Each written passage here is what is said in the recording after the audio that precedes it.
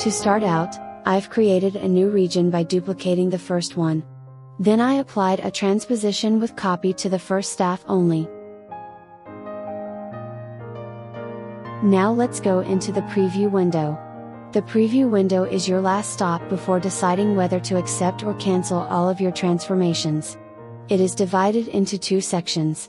The top section is your original score, unaltered, while the bottom is your score with your transformations. At the very top are the usual tempo and volume sliders. At the left of each section is a play button. At the bottom left is the scroll lock button. Normally, if you scroll with a two-finger drag either of the two views, they both scroll in sync.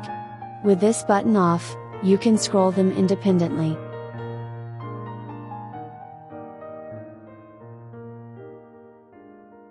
The zoom lock has a similar function, except that it affects two-finger pinch to zoom actions.